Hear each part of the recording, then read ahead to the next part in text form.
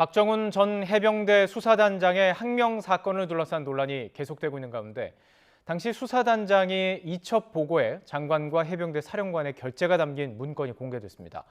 이 결재를 한 다음 날 국방부는 이첩 보류를 지시했지만 박정훈 전 수사단장은 명확한 지시가 없었다면서 민간 경찰에 사건을 이첩하며 항명 사건이 불거졌습니다. 김문경 기자가 보도합니다. 항명 혐의를 받고 있는 박정훈 전 해병대 수사단장 측이 공개한 3건의 문건입니다. 먼저 지난달 28일 해병대 사령관에게 보고된 문건을 보면 1사단장을 포함한 관계자 8명을 업무상 과실치사 혐의로 관할 경찰에 이첩하겠다고 돼 있습니다.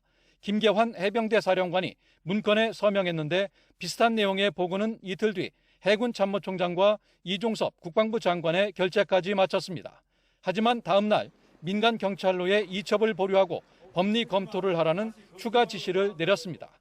알 수 없는 이유로 국방부 법무관리관으로부터 수차례 수사 외압과 부당한 지시를 받았고 저는 단호히 거절하였습니다.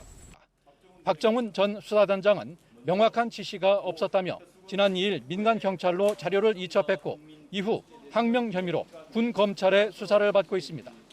변호인이 이번에 공개한 문건에 대해 국방부도 결재 사실을 인정해 왔습니다. 다만 이 결재 이후 추가 지시를 내렸는데 따르지 않았다는 게 국방부의 설명입니다. 향후 경찰 수사에 영향을 미칠 수 있는 우려를 없애기 위해서 추가적인 법적 검토가 필요하다, 이런 말씀을 제가 수차례 드렸던 것 같습니다. 이런 가운데 국방부는 박 전 수사단장이 신청한 군검찰 수사심의위원회 소집을 수용했습니다. 이종섭 국방부 장관은 즉각 수사심의 구성과 소집을 지시했고 국방부는 국가인권위원회와 사법연수원, 검찰청, 경찰청 등의 기관에 위원 추천을 요청했습니다. 수사심의위는 최대 20명의 민간인으로 구성되는데 심의 결과는 군 검찰 수사에 영향을 미칠 수밖에 없어 국방부 검찰단의 항명 사건 수사도 당분간 늦춰질 것으로 보입니다.